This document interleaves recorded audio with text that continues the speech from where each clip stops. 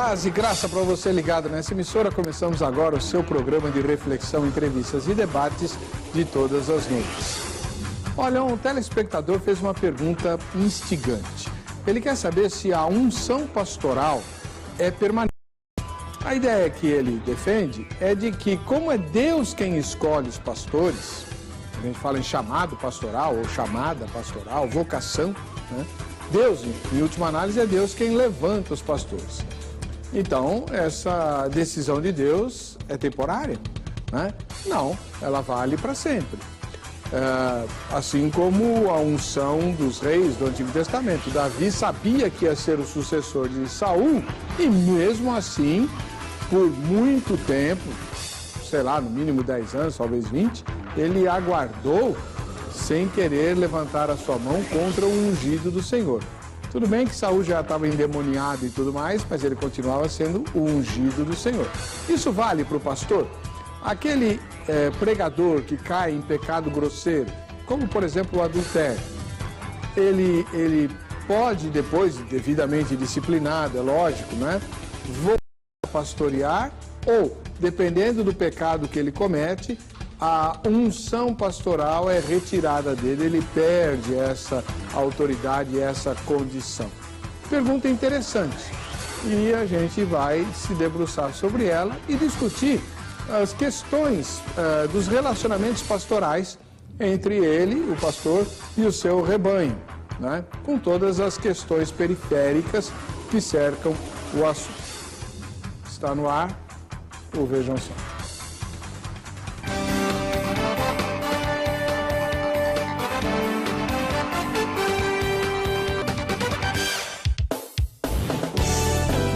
Olá, estamos começando com muita alegria o programa Vejam Só. Em primeiro lugar, agradecendo a você que nos permite entrar na sua casa por meio da tecnologia, né, da televisão.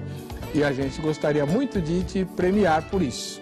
Então, lá no site do programa, vejamsó.com.br, há uma enquete e se você responder essa enquete pela internet, você se inscreve no sorteio de um presente que a gente tem para recompensar o carinho com o qual você nos recebe aí na sua casa.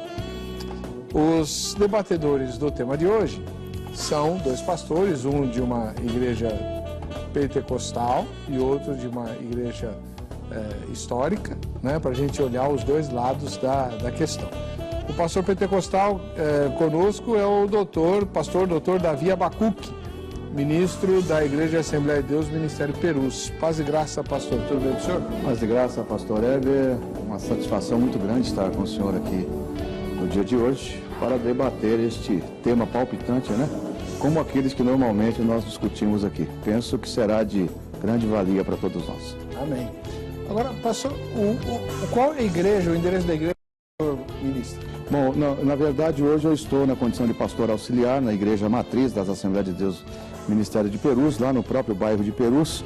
E a igreja ela está localizada na rua João Batista Fanton, 505, presidida pelo pastor doutor Elias Cardoso. Muito obrigado pela presença do Eu é que agradeço, pastor. Do outro lado, o pastor Eli Bento Correia, ministro da Igreja Batista Ebenezer, ele que trabalhou no campo missionário lá na Argentina por 37 anos. Seja muito bem-vindo, pastor Eli. Paz e graça. Ok, pastor. Um prazer muito grande estar aqui novamente para debater esse tema que é atual e necessário para a sua reflexão. A Igreja Batista Ebenezer fica onde? Na rua Havaí, 358. Quero dizer que eu sou membro desta igreja. O atual pastor é o pastor Wagner Koller. O senhor ficou quantos anos lá na Argentina? 37? Não foi tudo isso não. Foram apenas 9 anos.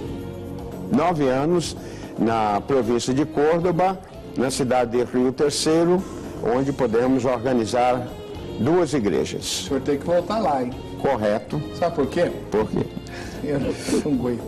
Não, é sério, vou falar sério. Pela primeira vez na minha vida, eu me surpreendi hoje tendo pena de um argentino. Eu fiquei com muita pena do Messi. Não, é sério. Fiquei com pena. O jeito que o Messi reagiu à perda do título. eu nunca vi ninguém tão devastado na vida. Certo. É o amor que eles têm pelo futebol, certo? Mas eles são muito nacionalistas. Sim, eles são muito nacionalistas neste particular. Olha, eu fiquei com pena dele. Eu gostaria de estar lá para consolar. Porque, olha, a gente via que era profundamente sincero, coisa que não aconteceu quando o Brasil perdeu os títulos, inclusive o 7-1 da Alemanha aqui, que foi a maior vergonha da história do universo. Correto, correto. Bom, enfim, o pastor Eli é autor desses 2 livros aqui, ó. Peraí, vamos lá. Como viver bem na melhor idade, se é que isso é possível. É possível, é possível. E o livro sobre o que é o diácono. Certo. Aliás, o meu filho André foi consagrado diácono ontem pela primeira vez. Certo. Né? Então, acho que eu vou comprar um livro desse para levar para ele. Certo. Para saber o que é o diácono. Okay. Pois bem, já faço o oferecimento do livro ao seu filho. Ótimo. Então o senhor já vai fazer a dedicatória para ele aqui. Com todo prazer. O nome dele é André. Pois bem. Tá? Deixa eu pegar a caneta aqui do senhor. Obrigado. Ok. Muito bem, hoje nós temos uma surpresinha. Nós não vamos apresentar a matéria que normalmente a gente faz apresentando o tema. É um tema bastante delicado, difícil, né? Então a gente vai dar mais tempo para os nossos convidados para que eles possam se posicionar de maneira mais à vontade em relação ao tema. O pastor Dr. Davi Abacuque, ele é pastor da Igreja Assembleia de Deus. A Igreja Assembleia de Deus, como todo mundo sabe, é uma das mais antigas do Brasil e como igreja pentecostal, ela empata em tempo com a Congregação Cristã no Brasil, que também começou o trabalho, a divulgação do trabalho pentecostal em terras brasileiras. Verdade. Tem 105 anos. 105 anos. Completou agora no mês de junho, né? Nós estamos ainda no mês de junho, né? Completou agora 105. 105 anos. Então, agora a Igreja Assembleia de Deus também, pastor, sempre se nota por um rigor bastante grande na conduta e na aparência dos seus membros. Então, eu vou começar com o senhor, fazer a pergunta. A unção pastoral é permanente? No caso do pastor cair em adultério, depois de disciplinado, ele pode voltar a pastorear? Bom, pastor, vamos responder a sua pergunta de 2 formas a saber. São 2 situações. No primeiro momento, eu entendo que a unção pastoral é permanente. Uma vez escolhido o ministro por Deus, e esta consagração confirmada também pelo próprio Deus, recebendo ele esta unção pela imposição de mãos, como determina a Bíblia, eu entendo que ela não pode ser revogada. O que Deus deu, ele não vai retirar. No segundo momento, a segunda pergunta, esse ato de adultério que eventualmente esse pastor venha a praticar, vai lhe impedir o exercício do ministério pastoral? Eu entendo que sim. Ele fica limitado. Porque uma coisa é a unção que ele recebeu para trabalhar, para o exercício do ministério pastoral. É lógico que eu não quero aqui fazer comparação esdrúxula, mas veja bem, se você pega um profissional, qualquer profissional liberal, ele precisa de uma habilitação para o exercício da sua atividade profissional. Tá? Nós estamos falando aqui de uma questão espiritual. Assim como no segmento secular, um profissional precisa cursar, o médico precisa cursar a faculdade e posteriormente fazer residência para que ele seja reconhecido como médico, eu entendo que o pastor ele precisa ter essa legitimidade da unção que vai realmente denotar, que vai realmente demonstrar que ele foi chamado para o exercício do ministério. Uma vez que esse médico, voltando aí para a questão secular, ele comete algum ato ilícito, o próprio Conselho de Medicina vai puni-lo e vai arbitrar o tamanho da pena que ele vai sofrer. A pena pode nascer de uma sanção, de uma advertência, como pode nascer da cassação do seu registro profissional. Da mesma forma, eu entendo que um pastor que caia num deslize como o pecado de adultério, que é algo que Deus repudia, e Deus repudia tanto o adultério, que ele deixou como meio para se sanar esse caos que traz no próprio casamento, ele permitiu o divórcio. Tá? Então eu entendo que uma vez que ficou configurado, comprovado que ele cometeu adultério, ele fica impedido. Por quê? Porque a unção ele recebeu de Deus, vai ficar com ele vai morrer e a unção vai com ele. Agora, o exercício da atividade pastoral, não. E aí Paulo vai advertir Timóteo, acho que é capítulo 3, primeira carta a Timóteo, ele vai dar qualificações pelas quais o indivíduo poderá exercitar o ministério pastoral. E uma das qualificações exigidas no texto bíblico ali presente é que o bispo, ou o presbítero, ou o pastor, seja irrepreensível.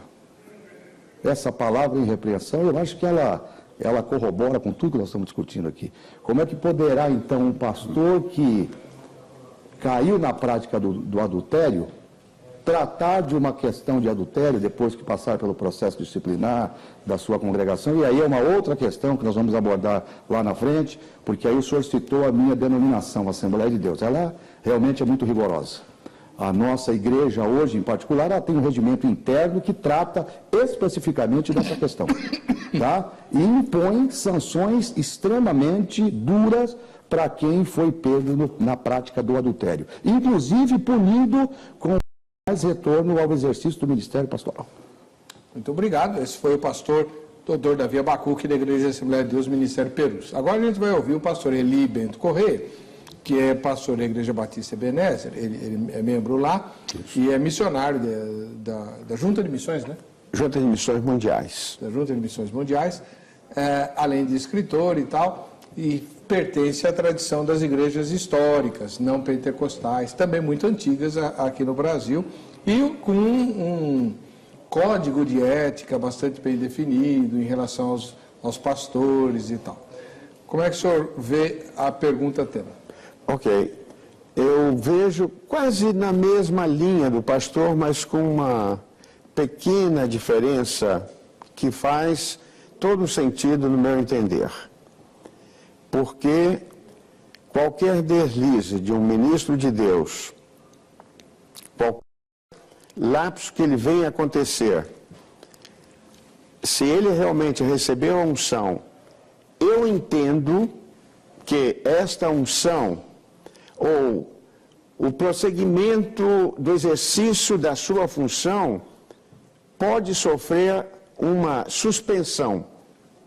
Provisoriamente, ele poderá ficar fora do seu trabalho. Mas eu entendo também que as misericórdias de Deus são tão grandes que, se houver um arrependimento, Deus poderá reabilitá-lo, trazê-lo de volta. Se ele foi um vaso escolhido, não foi temporariamente, foi para sempre. Se cometeu erros, poderá ficar em suspenso sobre a disciplina de Deus. Quando um filho de Deus, quando um ministro de Deus erra, Deus mesmo se encarrega em corrigi-lo. Então nós temos na Bíblia o exemplo de Davi, que cometeu justamente o pecado do adultério, mas ele jamais perdeu a sua titularidade, o seu reinado. E ele, naquele momento, eu entendo que caiu num processo de uma depressão, de um arrependimento, e isto é ilustrado no seu famoso poema do Salmo de número 51, quando ele diz, pede a Deus rogando, eu entendo, não estou dramatizando aqui, mas talvez em lágrimas, ó Deus, dá-me a alegria da tua salvação, restitua aquilo que eu perdi. E Deus seguiu usando-o. Obrigado, pastor Eli. E você de casa, como é que pensa a respeito do assunto? Lá na nossa página, lá na internet, né? Nós temos o vejamsó.com.br, nós temos a seguinte pergunta. A unção pastoral é irrevogável? Né? Entendendo unção pastoral como chamada de Deus e corroborada pela imposição das mãos, do concílio competente da igreja, né? Então, essa unção, ela é irrevogável? Primeira resposta, sim. e jamais será retirada. Deus tem os seus vasos escolhidos e que se Deus escolheu, quem é o homem para dizer que a escolha não vale mais, né? Segunda resposta, não, podendo ser perdida, né? Então, se o vaso escolhido não corresponde às expectativas de Deus, Deus chama outro, como aconteceu no caso de Saul e Davi. E a terceira resposta, não sei. Respondeu a pergunta, você vai concorrer ao livro também do pastor Eli, inclusive ele vai já fazer uma dedicatória com seu nome direitinho, né?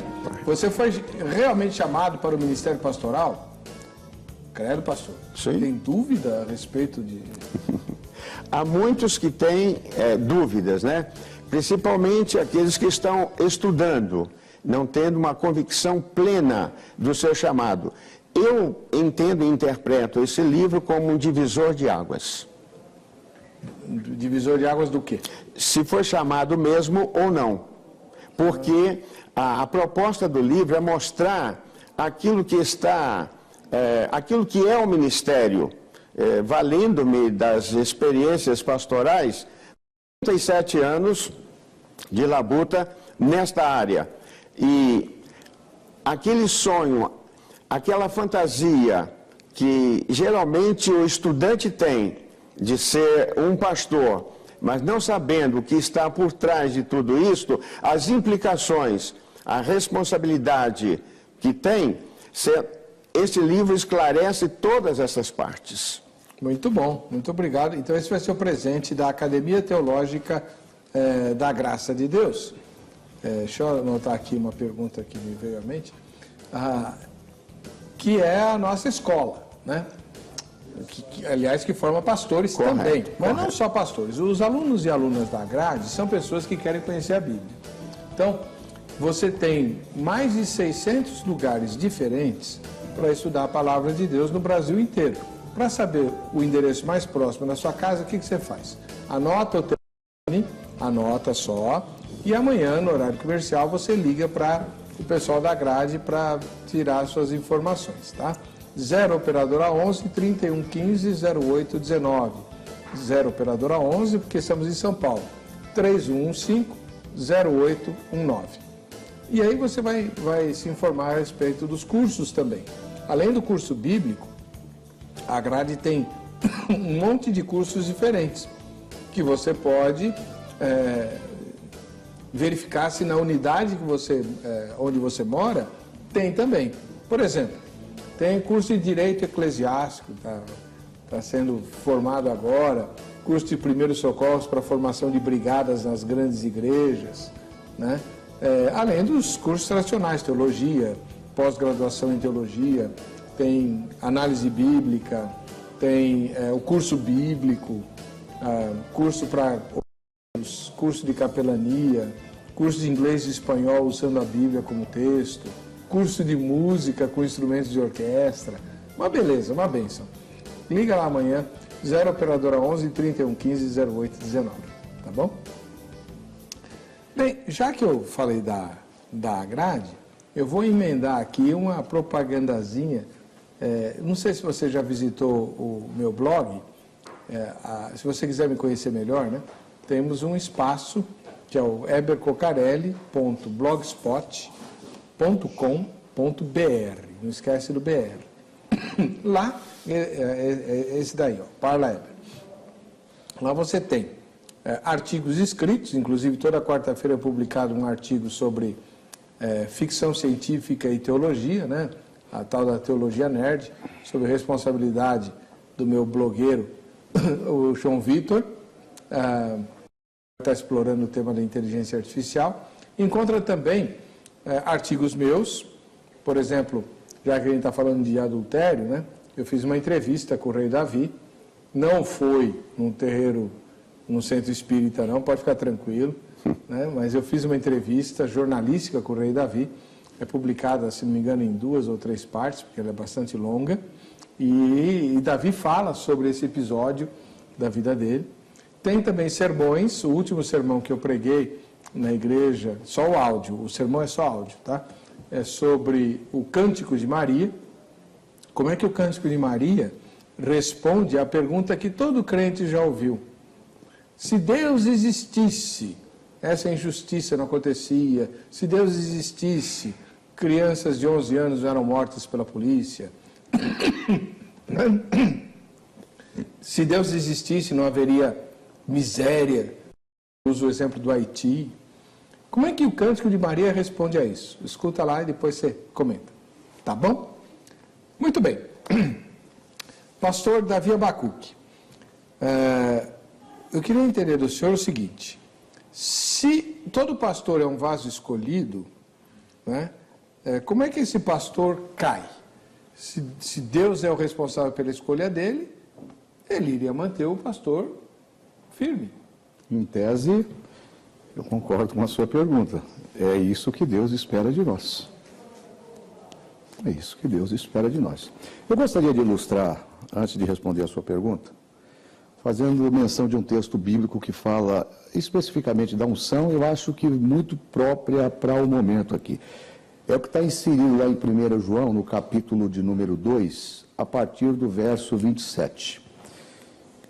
Ele vai dizer assim: e a unção que vós recebeis dele, fica em vós, e não tendes necessidade de que alguém vos ensine, mas como a sua unção vos ensina todas as coisas, e é verdadeira e não é mentira, como ela vos ensinou, assim nele permanecereis. Em tese, o que se espera do ministro que recebeu este tão glorioso chamado da unção pastoral é que ele se mantenha firme. Mas nós somos homens e somos falhos. Eu não quero aqui, pastor Heber, em todo um profundo respeito aos telespectadores deste programa, que é líder de audiência, eu não quero aqui trazer um discurso hipócrita e demagogo, porque essa é uma questão que está inflamada nos nossos dias. Essa questão de adultério, do indivíduo que pratica o adultério e que depois, com a cara de pau, não digo nem cara de pau, é cara de peroba mesmo, ele aparece 2 semanas, 2 meses depois, achando que nada aconteceu, é uma coisa que precisa ser tratada com muita seriedade e com muita responsabilidade. Talvez eu receba aqui inúmeras críticas, mas eu me coloco muito naquela condição de fazer a analogia dessa questão, até por empatia, me colocando no lugar daqueles que estão vivendo essa situação. Porque todos nós somos falhos e todos nós somos suscetíveis a participar ou cair numa situação como essa. Então, respondendo aqui de forma muito direta a sua pergunta, eu penso que o próprio Deus espera que, quando nos chama para o exercício do ministério, que nós nos mantenhamos firmes, íntegros, compromissados com a palavra. Mas somos suscetíveis. Estamos suscetíveis a isso. Nós precisamos parar com esse discurso retórico de que pastor é super-homem, de que tem super-crente, porque essa ideologia ela tem minado as estruturas da igreja. E é por isso que nós temos visto com muito rigor situações que demonstram que quando uma pessoa cai nesse lastimável pecado, ela perde aquilo que eu penso que seja primordial na vida de um obreiro, né? Ela perde a credibilidade. Muito bem. Há uma série de coisas que a gente precisa explorar sobre o tema.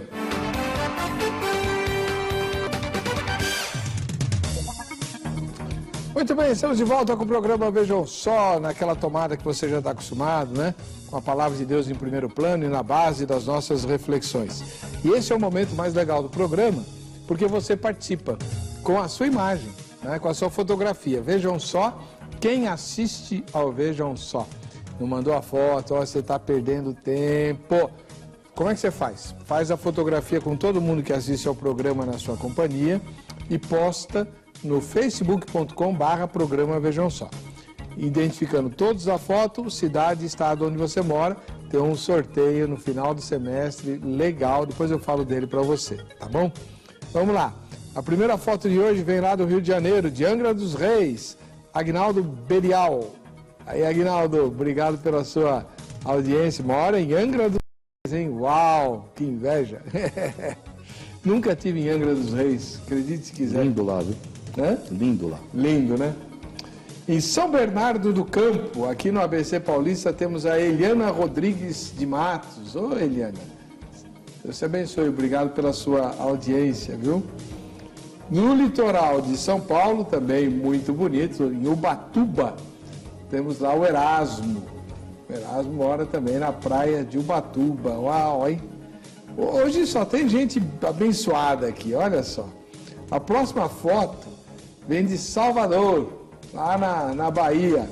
A Limita e a Nicole, né? Ê, bênção. Aí a gente vai lá para o sul, Porto Alegre, Rio Grande do Sul, Luiz Antônio Sudati, que quase não saiu porque eu tô lá, né, atrapalhando a foto do Luiz. Ô Luiz, faz outra foto para a gente ver melhor, tá? Assim se aumenta a tua chance aqui no sorteio também, tá? E um ósculo santo aí pro povo de Porto Alegre. E aqui de São Paulo, a última foto é do presbítero Gilmar. Valeu, Gilmar. Bateu a foto no mesmo dia que o Luiz Antônio, né? Pela minha roupa é igual, tá lá. Valeu, Gilmar, Deus te abençoe. Obrigado pela sua audiência, tá?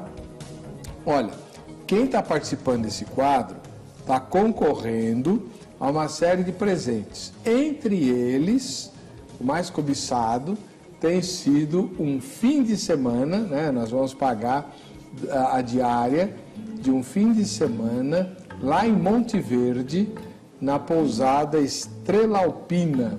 Monte Verde fica no sul de Minas Gerais, é considerada a Suíça brasileira, lugar lindíssimo, maravilhoso, com passeios fantásticos, todos ligados à criação de Deus, não tem a mão do homem lá, né? E a mão do homem é assim, ó, na construção da pousada Estrela Alpina, e quem ganhar, ganha também um jantar romântico na pousada, preparado, né,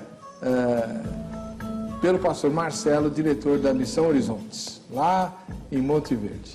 Aliás, eu exorto você, independente desse presente, a pensar com muito carinho em mandar o seu pastor e a esposa dele, ou a pastora e o marido, passar um fim de semana na pousada Estrela Alpina ou no Hotel Guanxi, que fica dentro da Missão Horizontes, sempre em Monte Verde, e muito perto dos locais dos passeios da cidade. Monte Verde é pequenininho, né? Não é nem uma cidade, né? Ele é um distrito de Camanducaia. Então, o seu pastor e a esposa dele vão passar um fim de semana delicioso, que não vai falir a sua igreja, né?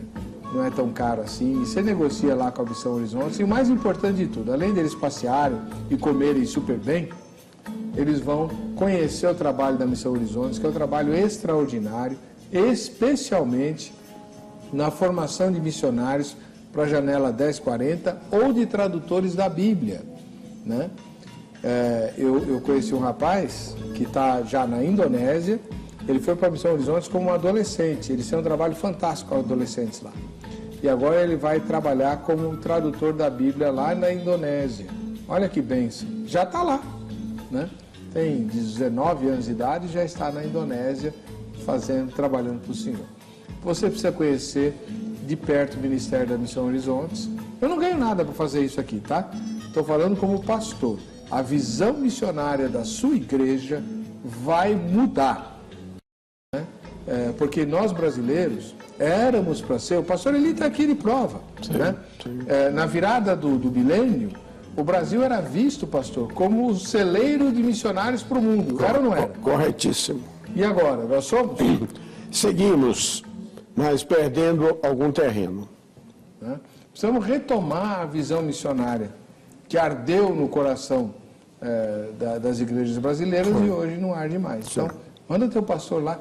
Você vai ser muito abençoado, você vai ver. Financia a ida dele lá, os membros da sua igreja, vai ser uma bênção, tá bom? Bom, infelizmente o tema de hoje não é lá muito abençoado não, né? Nós estamos falando de pastores que caem. Pastor Eli, o senhor diz que não discorda muito do doutor Davi, mas o senhor concorda também que o pastor não pode voltar a pastorear depois de disciplinado? Eu entendo que as misericórdias de Deus o traz de volta.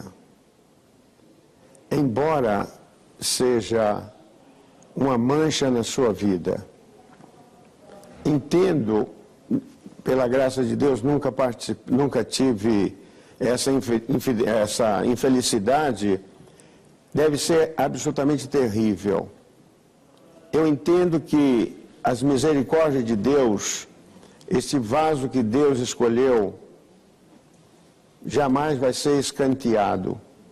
Deus poderá seguir usando mediante arrependimento profundo de uma experiência que é inevitável do humano com o divino. Eu entendo que, uma vez comprovado o arrependimento, através de depoimentos e testemunhos da igreja, da liderança, Deus dá uma segunda oportunidade. Eu não vejo Deus como um carrasco, onde apenas cometeu-se um erro, jamais pode ser reparado este erro. Se examinarmos a palavra de Deus, vamos encontrar Davi, cito novamente, foi o homem mais pecador que temos no Velho Testamento. No Novo Testamento, nós temos Pedro. Não houve um homem que pecasse mais do que Pedro. Mas ele jamais perdeu o seu apostolado, o seu posicionamento e deixou de ser uma pessoa produtiva para o reino de Deus. E quem dentre nós aqui pode dizer, eu sou 100% limpo, eu tenho toda a habilitação, eu tenho toda a unção e não há alguma coisa que venha me impedir a fazer isto? Eu entendo que somos todos pecadores, mas que a graça e misericórdia de Deus sobrepassa todas as nossas fraquezas. Tá, eu vou fazer algumas inquirições ao pastor Davi, mas antes eu queria que o senhor explicasse o seguinte. Do ponto de vista espiritual, bíblico, teológico, o que o senhor acabou de dizer é irreparável. A relação desse homem com Deus, esse homem que caiu com Deus, vai ser restabelecida. Mas como é que ele vai ter autoridade diante do rebanho dele, pastor? Todo mundo vai ficar meio... Não vai? Vai ficar exatamente. Eu digo que é uma mancha, a exemplo de uma ilustração do prego, né? Uma criança que fazia muita coisa errada e o pai disse, toda vez que você fizer uma coisa errada, eu vou pregar aqui, eu vou bater esse prego aqui. E foi indo, dado o momento, uma tábua estava repleta de pregos. E a criança se arrependeu e pediu que fosse retirado aqueles pregos. E assim foi feito, o pai atendeu e foi tirando. Mas de onde tirava, ficava a marca. O ideal, o lógico, o correto é não cometer, não falhar. Eu sempre analiso isso de um ponto de vista de uma analogia do futebol. Os 10 jogadores da frente podem falhar e falham, mas o goleiro não. Mas dentro de uma lógica, porque ele não pode falhar, ele falha, mas ele não quer falhar. Acontece no decorrer da partida. Na jornada do nosso trabalho missionário pastoral, somos suscetíveis a cair. Mas Deus nos restaura, certo? Como restaurou sempre a Davi, como restaurou sempre a Pedro, certo? Mesmo depois da sua negação a Jesus, certo? Eu entendo que a misericórdia, que é inexplicável ao nosso entender, e a graça de Deus que é abundante para orvalhar a nossa vida e de trazer-nos de volta. O ideal é não pecar, é ser lídimo, é ser íntegro em todos os sentidos.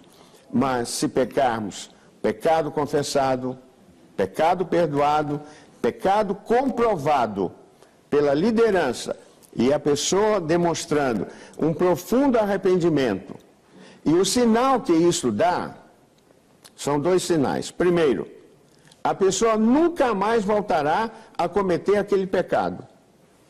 E em segundo lugar, essa pessoa gozará de uma paz de uma alegria por dar sequência àquele chamado que um dia ele teve de Deus no exercício da sua função. Pastor Davi, aliás, a gente precisa dizer que o senhor nasceu em um lar evangélico, né? E de gente que conhecia profundamente a Deus. Olha o nome dele, Davi Abacuque. O nome do principal rei de Israel e um dos profetas, aliás, o meu profeta predileto no Antigo Testamento é justamente o livro de Abacuque, né? Agora, como é que o senhor responde a isso? Porque o seu xará Davi, ele pecou violentamente, não só adulterou, como mandou matar. Primeiro ele tentou enganar o marido da mulher, fazendo com que ele pensasse que o filho era dele, né? O filho de Urias. Um plano muito sórdido. E piorou quando mandou matar o Urias pela mão de Urias.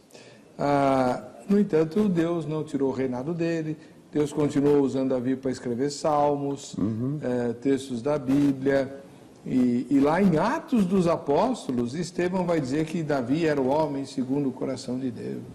E aí? O senhor disse que o pastor não pode voltar pastoreando? Então, pastor, eu quero voltar ao início da nossa discussão. Vamos lá. A enquete deve ser subdividida. Nós temos duas situações. A unção pastoral é permanente? Isso é fato. Para mim, é permanente e vai ficar. O pastor que cometeu adultério poderá continuar no exercício do ministério pastoral? Eu entendo que não. E quero fazê-lo com muito respeito ao colega, ao do pastor Eli, que aqui está, e divergir da visão que ele traz, abordando a seguinte questão. Vamos falar de Davi inicialmente. Eu acho que Davi não é referencial para isto. Por quê? Porque Davi foi rei. O cargo que ele ocupava era um cargo de Estado. Então, isso aqui indifere de unção. Nós estamos falando aqui de pastor, que cuida de alma. E existem qualificações que precisam ser respeitadas. Eu não estou dizendo e defendendo aqui a ideia de que alguém que caia em pecado de adultério não mereça perdão. Aliás, quem sou eu? Quem somos nós para julgar? Eu entendo que o perdão, ele é algo subjetivo e é entre ele e Deus. Aquele que confessa e deixa segundo a luz das Escrituras, alcança a misericórdia. Misericórdia é uma prerrogativa de Deus. Quem somos nós, meros mortais, para fazermos avaliação daquilo que Deus já decidiu, como foi no caso de Davi? Deus o perdoou. Agora, eu entendo que o pastor que enfrenta este atropelo na vida, que é experimentar o adultério, ele deve ter em mente que ele deverá responder perante o seu conselho que o ordenou, perante a igreja que lhe confiou o exercício do ministério pastoral, e que por ele foi traído quando do ato de adultério. E eu não quero, eu volto aqui a dizer, o meu discurso aqui não é demagógico, não. Eu me coloco no lugar desse indivíduo e fico tentando imaginar quais sejam as consequências que um ato de adultério do meu ministério provocaria. Porque o grande problema, pastor Heber e pastor Eli, é que quem cai nesta infelicidade do adultério não destrói só a si. Destrói a si, destrói a sua família e também destrói aqueles que estão adiando. Aqueles que foram frutos de todo o trabalho que ele construiu ao longo da vida. Eu vou dar um exemplo prático. Eu não estou dizendo aqui que o pastor que cai no pecado de adultério, ele não possa um dia voltar a pregar, a falar do amor de Deus, que são coisas distintas do que nós estamos discutindo. Mas eu entendo que o exercício do ministério pastoral, a pastorear, a apacentar, fica prejudicado, pastor. Porque, como o senhor colocou aqui agora, qual é a legitimidade que ele vai ter para tratar de um caso de adultério de um eventual ministro que esteja na mesma condição que ele? Pastor, é dar um tiro no pé. Então, partindo dessa premissa, eu penso que no caso de Davi, Davi não tinha prerrogativa de sacerdote nem de profeta, ele era rei, e portanto era um cargo político, tá certo? Uma ocupação distinta, e nós não estamos falando aqui de estamos falando de ocupação e de exercício. Sendo um cargo político, um cargo de Estado, trouxe a consequência que trouxe, imagina para quem cuida do rebanho e daquele que deve conduzir os que estão aos seus cuidados à eternidade. A coisa é muito mais grave e, portanto, deve ser, sim, submetida ao crivo do seu conselho, da sua convenção. E aí, com as modernidades do nosso dia a dia, Heber, eu penso que quanto mais a gente tocar nesse assunto, mais prolixo nós tendemos a ser, porque as coisas estão indo para um patamar que realmente tem me deixado muito preocupado. Bom, vamos lá. Pastor Eli, vamos imaginar o seguinte, no contexto que o senhor conhece das igrejas históricas. Um pastor caiu em adultério. Aí vem uma denúncia. Como é que isso é tratado? O passo que se toma é discipliná-lo de acordo com o Código de Ética da Ordem dos Pastores Batista, no caso aqui de São Paulo, secção de São Paulo. Ele pode ser advertido, ele pode ser excluído e pode ser também assistido. E havendo essa assistência de ordem espiritual, e havendo o arrependimento, volto a bater nesse tema, porque sem o arrependimento, possivelmente ele não terá paz na condução do seu ministério, certo? Ele pode ser reabilitado, mas medidas são tomadas. Certo? Enquanto isso ele fica pastoreando? Não, geralmente as igrejas, como é característica da Igreja Batista, a sua autonomia, a própria igreja toma a medida ou de desvinculá-lo do rol de membros. Nesse caso, a palavra aplicada é a exclusão, porque aquele membro não teve a dignidade de honrar aquele corpo, certo? E logo a seguir o tema é tratado na ordem dos pastores, na secção da qual ele faz parte. Se ele for pastor de tempo integral, se ele depender integralmente do ministério, ele perde o ganho, o sustento? Corretíssimo, certo? Perde, e como não há vínculo, certo? Ele vai ter que dar conta do seu sustento, do seu amanhã, certo? Imediatamente perde todos os benefícios e todo o seu salário, e tudo que a igreja vinha fazendo cortou ali, certo? Porque ele foi excluído do rol de membros, automaticamente passa a ser excluído também da ordem dos pastores. Há como que uma automatização, certo? Nesse sentido. E quanto tempo normalmente ele fica suspenso? Porque o senhor tem definido a ideia de que ele pode voltar. No tempo que Deus curá-lo. O tempo que Deus curá-lo. E quando ele volta para a mesma igreja? Eu não tenho casos que eu possa mencionar que houve isto, né, que ocorreu isto. Não me lembro aqui, certo? Mas a sua reintegração, ele passa por um processo também de reintegração à ordem, certo? E aí há um conselho de ética, pastores idôneos e amorosos, mas rígidos também na disciplina, fazendo cumprir os princípios bíblicos, certo? Ele pode ser reintegrado dependendo unicamente dele, mas de nenhuma outra forma, certo? Pode durar, certo? Geralmente o processo nunca ocorre menos ou depois de um ano, mais ou menos, né? E que ele venha dar as evidências de que houve o arrependimento, certo? E a disponibilidade dele para reintegrar ao ministério pastoral. E na Igreja Assembleia de Deus, como é que funciona? Eu vou falar da minha instituição, da minha igreja, que contém um conselho de ministros, além do estatuto da igreja, que estabelece na questão do seu artigo que trata sobre os deveres dos membros e dos ministros, nós também temos um regimento interno que trata especificamente deste tema e de forma muito transparente, entendendo que o ministro que eventualmente for inserido nesse contexto do adultério, em estando sobre o pleno exercício do ministério pastoral, o afastamento é sumário, é imediato. Tá? Em havendo a comprovação dos fatos, e aí nós temos que tomar muito cuidado com isso, porque eu entendo que ninguém é culpado, senão depois de esgotado todos os meios pelos quais se prove a sua eventual culpa. Então ele tem o direito de defesa, tá certo? O Conselho de Ministros vai designar uma comissão de pastores, observando aqui o que o pastor Eli disse, pastores idôneos e amorosos, porque o intento da igreja não é de escorraçá-lo, embora existam alguns indivíduos que mereçam isto. Não estou sendo hipócrita aqui, tá? Até porque hoje se usa aí essa questão do divórcio como uma justificativa para uma verdadeira banalização, e virou banalização, tá? Mas eu louvo a Deus por algumas igrejas, e eu não estou falando aqui no contexto de religiosidade não, mas de se guardar as escrituras, porque se a gente perder isso aqui, Heber, nós perdemos o sentido. Então aí vira clube, vira associação, e não é esse o objetivo.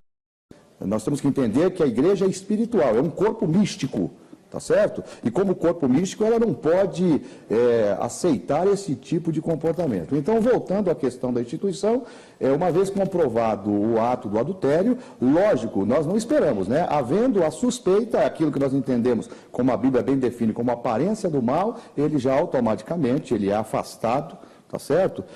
Se vai se instaurar o devido processo legal para a apuração dos fatos, e uma vez comprovada a prática do adultério, ele vai ser disciplinado e, dependendo do caso, caberá também a pena de exclusão. Mas cada caso é um caso. Eu não poderia falar aqui de uma forma genérica, até porque isso é uma coisa que pertence diretamente ao Conselho de Ministros.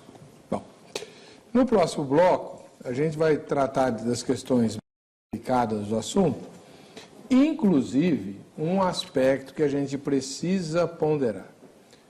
Justamente por conta de todos os temores que a igreja sempre teve em torno desse assunto e da vida do pastor, não é incomum que os seminaristas que estão em vias de se formar no seminário e tal, busquem se casar o mais rápido possível, porque sempre pesa uma grande desconfiança sobre os candidatos ao ministério solteiros, né? E ao casar-se muito cedo, corre-se um grande número de riscos e que podem desembocar lá na frente num adultério. E aí a culpa vai ser só do pastor, né? E de que todo mundo que fez pressão para ele casar logo, como é que fica? E outras questões também, e a família do que é apanhado em adultério e não sabia de nada, é justo que a igreja o exponha, enfim, isso e muito mais, no próximo bloco a gente volta já.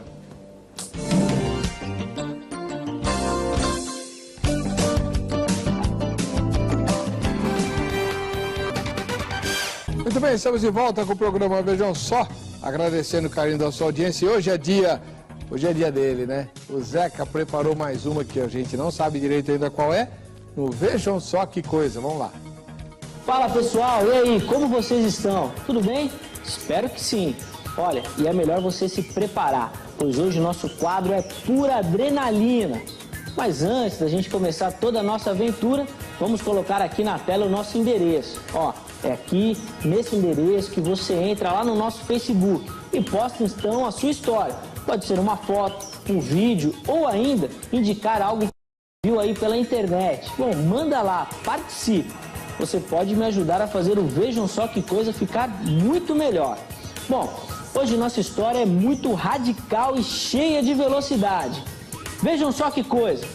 Tome fôlego, meu amigo, e pode dar o play aí, editor. Se segure.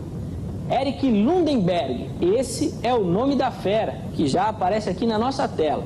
Nosso amigo aqui conseguiu realizar uma façanha que pouca gente teria coragem de encarar.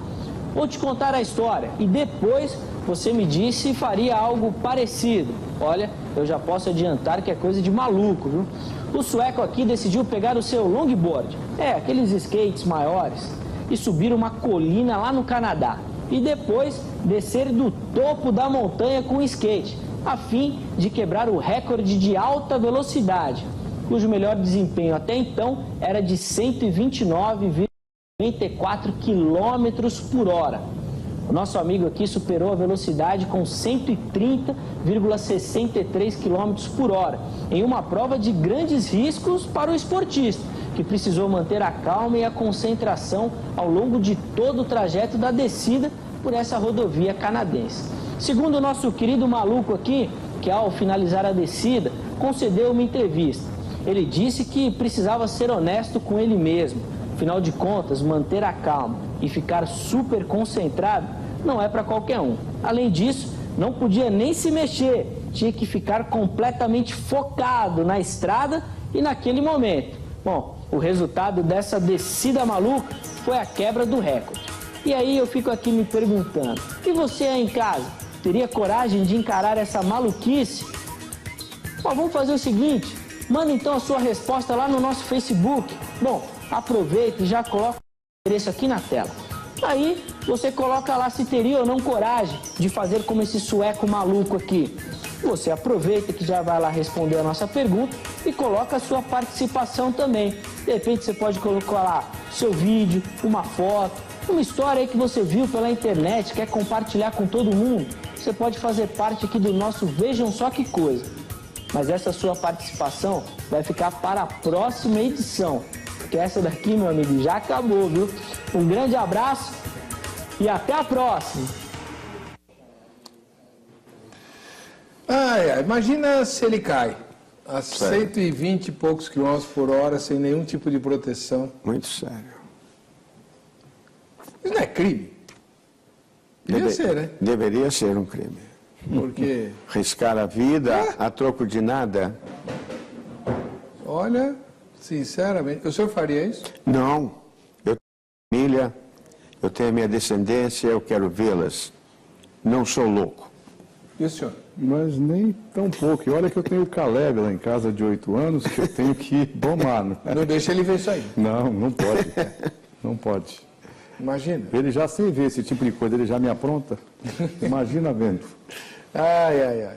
Terrível, terrível, terrível. Bom, cadê o João, hein? O João sumiu. Ele precisa me trazer os comentários dos telespectadores. Agora a gente vai abordar aquela questão que eu anunciei no bloco anterior, da pressão que existe para que o jovem que aspira ao ministério case-se cedo. Isso não é um problema? Pastor Davi Abacuque. Eu não entendo que seja um problema. Eu vou dizer para você, eu fui ordenado ao ministério pastoral com 30 anos. Eu estava solteiro, ainda estava noivo da minha esposa. Já era pastor de igreja. Recebi o chamado pastoral ainda muito jovem. E eu penso que isso aí é muito subjetivo, viu? Essa questão da chamada, ela é muito subjetiva. Eu não estou dizendo aqui que você não esteja correndo risco muito maior no exercício do ministério quando fora do casamento, né? Quando não estando ainda casado. Mas eu entendo que cada caso é um caso. O senhor ficou no ministério quantos anos sem se casar? Eu não demorei muito, eu acredito que questão de 3 anos, 2 anos e meio para 3 anos. Eu me casei em 98 e nesse período eu já tinha pastoreado já algumas igrejas, inclusive ainda noivo da minha esposa, eu me lembro que pastoreei uma igreja onde também ela era membro, entendeu? Mas sempre mantendo a postura que eu acho que o pastor deve ter e não misturar as coisas, tá certo? Sempre se guardando.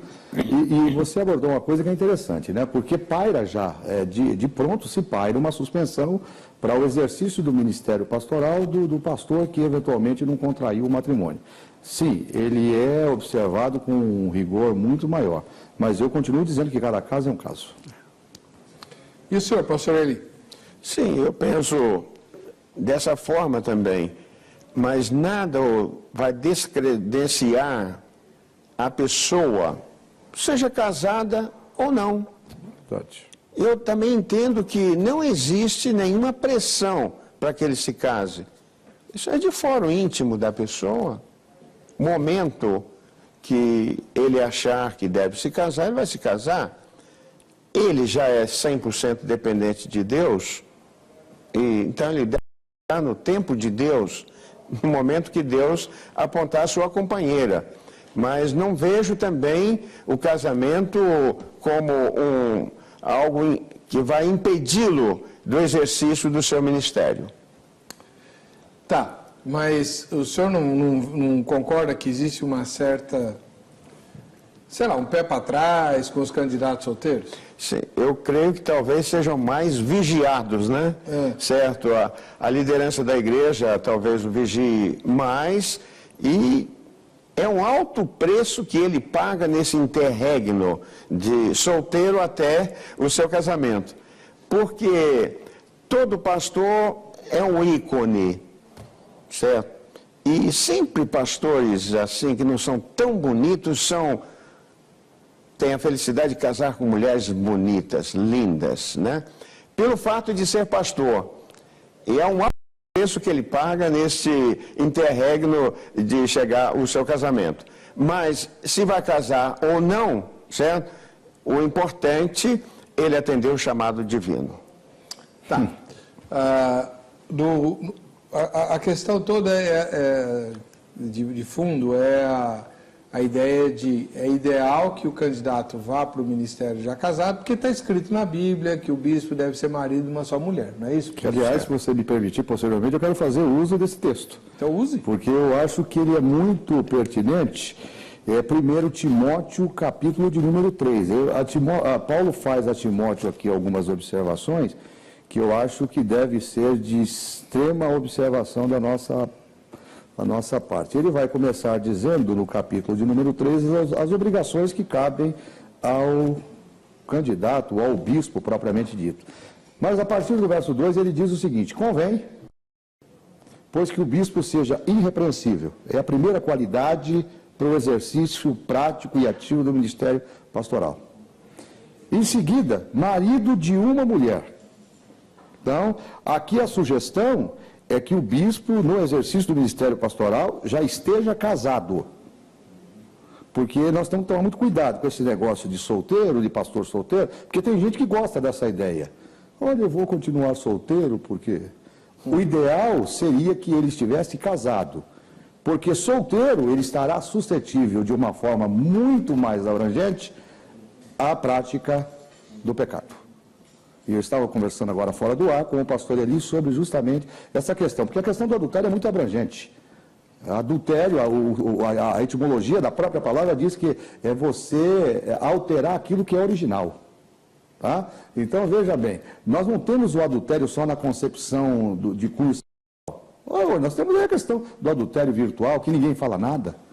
Está cheio de pastor em pecado aí, que tem outra mulher na internet, e ninguém fala nada. Então, continuando aqui na visão do apóstolo Paulo escrevendo a Timóteo, aí ele vai colocar uma terceira qualificação.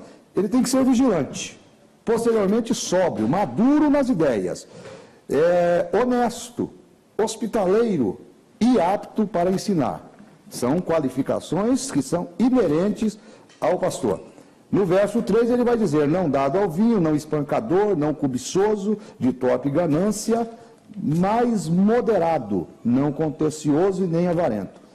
E aí no verso 4 ele vai colocar aqui, exprimir um sentimento que deve acompanhar aqueles que desejam o exercício do ministério pastoral com a sua plena e vigorosa eficiência. Que ele governe bem a sua própria casa, tendo seus filhos em submissão com toda a modéstia. Mas o que me chama muito a atenção é o que ele vai dizer no verso 7. Eu acho que aqui está o cerne da nossa discussão. Porque Paulo, no verso 7, ele vai advertir Timóteo no seguinte sentido: convém também, como qualificação para o exercício pleno do ministério pastoral, que tenha bom testemunho dos que estão de fora, para que não caia e afronta e laço do diabo. Se você não tiver isso aqui, Heber, é pouco provável que o seu ministério ele tenha o êxito que se espera que ele tenha. Tá. Bom, e, pastor Eli, o senhor concorda com o pastor que não queira casar nunca? Paulo era um deles. Certo. Isso depende de uma busca, de uma pesquisa mais histórica para fazer essa afirmação que o irmão faz. Como assim? O estado civil de Paulo. Não, como apóstolo, ele não era casado. Certo? Ok. Então o tema deve se aprofundar mais nesse sentido da busca da legitimidade do seu posicionamento, do seu estado civil. Mas ao pastor Davi, que fez referência lá de 1 Timóteo 3, certo? Qual o posicionamento de Timóteo em relação a isto? O seu posicionamento. Existe uma declaração de Timóteo de que o próprio Timóteo era casado? Ou se entende do texto por inferência de que ele era casado? Pois não temos, até onde eu posso entender, um posicionamento do Estado Civil do próprio Timóteo. Mas eu acho, pastor, com a devida vênia, a questão aqui não é essa. A carta aqui é uma carta de recomendação. Sim, correto. Está recomendando. Aí eu penso que a questão de estar casado ou não estar casado, eu acho que é um tema secundário. O que nós discutimos aqui é que o sucesso do exercício do ministério pastoral, ele deve ser observado dessas qualificações. Corretíssimo. Agora, o que eu quero dizer é que Timóteo era um pastor na cidade de Éfeso. Sim. Certo? Sim. Então, já estava no exercício de um ministério. Sim. Certo? E aí não parece... E provavelmente, nessa ocasião, ainda era solteiro. Provavelmente, tudo leva a crer isso. Então, por isso eu estou batendo nessa tecla que não necessariamente que seja casado, certo? Não necessariamente. O ideal é ser casado, certo? O sucesso do pastor depende com quem ele vai se casar. Se ele casar com uma mulher errada, em 5 anos são suficientes para ele deixar a esposa ou deixar a igreja. Nesse livro aí que o irmão está sorteando, eu falo e faço algumas declarações sobre mitos e verdades sobre esposa de pastor. Vale a pena dar uma lida nesse livro aí, certo? Porque é a peça fundamental. A compenetração do exercício pastoral entendido pela esposa pode conferir um sucesso ao pastor. Mas se ela não tem a ideia da profundidade do ministério e não estiver disposta a apoiar o seu pastor, provavelmente poderá haver uma falência no exercício do ministério. Sandro de São Paulo escreve assim, ele diz que não. Se houver gravidez no caso extraconjugal ou algo que continue a prejudicar a moral da igreja no lugar de ação dela. Então aí o pastor não pode voltar. Mas, havendo arrependimento sem deixar consequências irreparáveis para a sociedade, sim, ele pode voltar para o final da fila de obreiros que aguardam fielmente seu chamado para o ministério pastoral. Voltar para o final É da muito fila. polêmico, né? Voltar para o final da fila. E aí ele tem um problema de voltar para o final da fila, né? É que a fila, tendenciosamente, ela acaba por ser manipulada, né? E aí a tendência é que ela nunca termine, né? Porque é um estigma. Itamar Mota, de Manaus, no Amazonas. A paz do Senhor a todos, entendo que o ministro do Evangelho pode vir a perder a unção pastoral quando comete pecados e não se arrepende, como foi no caso do rei Saul, que não se arrependeu. Mas se ele cometer um pecado, como no caso de adultério, e se arrepender, Deus não tira a sua unção, como ocorreu com Davi. No entanto, deve ser provado por um bom tempo, para que possa voltar a ter credibilidade. É esse tempo de prova... Isso. Que a suspensão, né? Exato. É um tempo terrível, né, pastor? É terrível. É de dor, é de sofrimento, é discriminação. Aí está um homem manchado. A igreja lida bem com a família do pastor adúltero? Ela tem as suas reservas, né? Certo? Há igrejas que são, por natureza, amorosas. Eu diria que igreja que está dentro do centro da vontade de Deus, que tem a Bíblia como fundamentação, saberá socorrer a família do pastor que não tem nenhuma culpa nesse sentido. Como é que vai saber? Pela convivência, pelos frutos apresentados, certo? E pelo restauro. Esta pessoa tem que ser restaurada. Há um hino que nós cantamos muito, olhar com simpatia o erro de um irmão, certo? Jesus, pastor amado. Jesus, pastor amado, certo? Ele estava hoje aqui. Isso. Cercado de pessoas feridas, manchadas, né? Doloridas. O pecado é terrível. O ideal é que nada disso venha a acontecer, mas tudo isso mostra a nossa natureza humana, os instintos que nós temos. Pastor Davi, o senhor falou da comissão de inquérito e tal. Vamos imaginar que quando o pastor caiu, aí vai ser analisado o caso dele e se descobre que a esposa dele o atendia muito mal. A igreja pode fazer alguma coisa contra a esposa desse pastor? Entendo que não, porque o tema é muito delicado.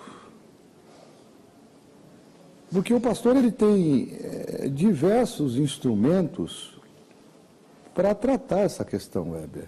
Veja bem, eu não quero ser demagogo, eu tenho que tomar muito cuidado com as colocações que faço aqui, para que nós não geremos aqui maior confusão na cabeça dos que estão do outro lado. Eu acho que o tema propriamente dito, ele vai dizer se no caso de adultério, ele tem condição ou não de permanecer no exercício do ministério pastoral. Eu entendo que não. O que levou às consequências do adultério, eu acho que é uma coisa que tem que ser analisada de forma criteriosa. No primeiro momento, eu entendo que impor qualquer sanção sobre a família seria... Injustiça. Seria injusto. Seria que... Mesmo que a esposa seja culpada? Mas aí, Heber, mas como é que nós tratamos isso? A partir do quê? Eu que perguntei. Aí é que tá. Mas eu vou lhe responder. O advogado é terrível. Não, a questão não é essa. Você está devolvendo a pergunta. Não estou te devolvendo a pergunta. A questão é a seguinte, nós precisamos analisar qual é a culpa que ela eventualmente teve e por que é que, tendo essa culpa, ele não procurou ajuda. Ah, bom. Tudo bem. Okay. Essa é a questão. Tá. É muito delicado isso. Emílio Lourenço de Carvalho, lá da capital do Rio de Janeiro. Sim, porém sua imagem ficou totalmente desgastada, nunca mais será a mesma perante a igreja. Já vi casos piores, porém quem sou eu para julgar? Jesus veio para trazer a salvação, o perdão, a misericórdia do Pai está à disposição para quem quer. Maurício José de Oliveira, da capital paulista. Não acredito que seja permanente, pois no caso de adultério, mesmo se arrependendo e sendo perdoado, vai carregar essa mancha para o resto da vida. Vai perder a credibilidade e qual pastoreou. E essa igreja vai ficar sempre desconfiada. Não vai ter mais forças para pregar contra o adultério, pois a unção de pastor caiu por terra. Esse é o preço da desobediência. Deus é amor, mas é a justiça também. Emília Matielli Scapini, lá de Cabo Frio. Da China é que ela não é, né? Paz, sobre o comentário de hoje vai depender muito da atitude do pastor que pecou. Vemos o caso de Davi, mediante seu arrependimento, sua humilhação, ele não perdeu a unção, embora pagou um preço muito alto, com sua própria família. Que Deus tenha misericórdia dos pastores que cometerem tal erro. Tocou no assunto. Paz e graça. Aparecido de Oliveira, de Casa Branca, em São Paulo. Unção pastoral? O que é isso? Jesus nunca fez referência a isso. A ideia de uma unção que se transmite pela imposição de mãos é uma invenção de Paulo, adotada como verdade, pretensiosamente, pelos demais discípulos. Jesus não credenciou ninguém para ser líder dos cristãos, mas prometeu que o Espírito Santo é que ensinaria, guiaria em toda a verdade e anunciaria o que havia de vir. A criação dos cargos de diácono, presbítero e pastor é uma invenção dos apóstolos, contrariando o mandamento de Jesus. O caso de adultério de um pastor é como adultério de qualquer outro crente, perfeitamente perdoável, como foram Davi e Betsabá e a mulher adúltera. Então, Aparecido, deixa eu te perguntar uma coisa. Me fala aqui, ó. Você cita a Bíblia para dizer que o Jesus disse que o Espírito Santo ensinaria, guiaria e anunciaria o que havia de vir. Não é isso? Você cita a Bíblia para dizer que o Espírito Santo faria isso. Pois o livro de Atos dos Apóstolos é um livro que narra exatamente como o Espírito Santo ensinou, guiou e anunciou aquilo que de vir, usando os discípulos, os apóstolos, entre eles o próprio Paulo. Então, como é que você acredita numa parte da Bíblia, numa parte do Novo Testamento, para dizer, não, Jesus fez isso e tal, isso está certo. O resto, não. Ó, Marcião já tentou fazer isso lá no século III, IV, quando foi que Marcião veio? Segundo século, né? O segundo século. E deu com os burros na água. Meu irmão, ou você aceita a palavra de Deus como palavra de Deus e regra infalível de fé e de prática, ou então desista de ser cristão. Não existe cristão que não creia na Bíblia, irmão. Não tem como aceitar Jesus e rejeitar a sua palavra. Então, pensa bem, certo? É o mesmo que legitimar, tirando aqui a própria legitimidade. Porque coube à igreja, aos apóstolos, a composição da igreja, como nós a conhecemos hoje. Dirigidos pelo Espírito Santo. Ninguém... Então, Paulo distorceu o evangelho. Gente do céu. Não, e ele está equivocado quando ele fala da questão da unção. Me desculpe, com todo o respeito que ele tem, eu respeito a opinião dele, mas vou divergir. Porque a unção é uma habilitação promovida pelo Espírito Santo que vai nos capacitar para o exercício do ministério pastoral. Porque senão seria como qualquer uma profissão secular. Um diploma. Então, bastando para isso que eu fosse para o seminário, obter conhecimento teológico, conhecimento secular, para o exercício do ministério. Não é isso. Infelizmente tem gente que pensa assim. Então, mas aí é que está o equívoco, né? E aí nós vamos provar, né? É aquilo que a Bíblia diz. Aí nós temos que fazer a prova, né? Para ver quem é e quem não é. Quem serve e quem não serve. A primeira prova é o seminário. Quem não tem chamado não termina o seminário. Aliás, eu vou ainda complementar a sua afirmação dizendo que quem não tem capacidade de se sentar para aprender, não pode se levantar para ensinar. Isso é regra. João Carneiro Neto, de Curitiba, lá no Paraná. A unção é permanente e pode voltar a pastorear. Porém, como foi com Davi, terá que passar por um processo dolorido de quebrantamento, arrependimento, perdão da esposa e filhos, julgamento da denominação e dos membros e por certas humilhações e circunstâncias decorrentes das consequências do seu pecado. Humilhação é a pior parte, né, pastor? É a pior parte. É o alto preço do erro cometido. Se ele tiver coração para enfrentar tudo isso e for aceito por seus irmãos em Cristo, a graça de Deus pode levantar esse homem novamente. Caso não, ou caso não queira, ou não aceite passar por isso, dificilmente terá unção e autoridade para pastorear novamente. Será posto à margem de qualquer relacionamento com irmãos de ministério. Mas você vê como que é complicado isso? Aí eu pergunto. Vale? Como superar esse estigma que ele vai levar para o resto? Como fazer com que a igreja reconheça nele a capacidade de retorno ao exercício do ministério? São máculas que vão estampá-lo para o resto da vida. Nós temos um exemplo prático de um ministro americano muito conhecido que, no auge do seu ministério, arrebanhou milhares e milhares de pessoas e que foi esquecido por conta de uma prática que lhe marcou. Então é muito relativo isso. Bom, última mensagem que dá tempo de ler, né? O Sérgio Clemente de Paula, de Congonhas, das Minas Gerais.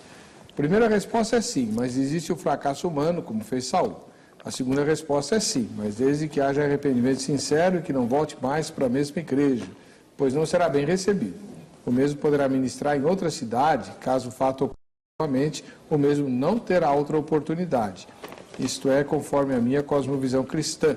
Sou da Igreja Batista em Congonhas, nas Minas Gerais. Pois bem, infelizmente nosso tempo acabou. Eu quero agradecer aqui ao pastor Davi Abacuque, da Igreja Assembleia de Deus, Ministério de Perus, e também ao pastor Eli Bento Correia, da Igreja Batista Ebenezer, dizer que o contato desses dois irmãos está no site vejamsó.com.br. No campo convidados, você clica lá e pode fazer perguntas, mandar e-mail, convites, eles estão à sua disposição. Tá bom? Pastor Heber, hoje foi focado só um lado que é pernicioso, mas existe um outro lado que está muito ligado à área financeira. Eu sugiro, se cabe aqui, se eu posso fazer aqui essa sugestão, a ser ventilado, talvez por outros colegas também, porque é uma outra isca e que Satanás está usando para derrubar os ministros de Deus. Como assim? Não entendi. O aspecto financeiro, certo? O dinheiro é desviado, certo? Onde muitos pastores têm sido vítimas de roubo, dessa prática ilícita do mau uso do dinheiro para benefício próprio, como se fosse um espelho daquilo que está acontecendo hoje na política brasileira. Ah, eu entendi. Certo. Ainda bem. Então é isso. Não, boa sugestão, né? E eu tenho conhecimento de pastores que lavam dinheiro do tráfico na igreja e dizem, mas eu vou usar para pregar o evangelho. Não, e tem mais uma, hein? E vou usar para pregar o evangelho, quer dizer, então tá legitimado. Eu vou... O tema é palpitante, né? A gente vai pautar assim. Não, que diga Lava Jato, né, pastora? Tá bom. Infelizmente o nosso tempo acabou. O sorteio do livro do pastor Eli Bento Correia, para ele poder fazer a dedicatória. Para quem vai o livro, hein?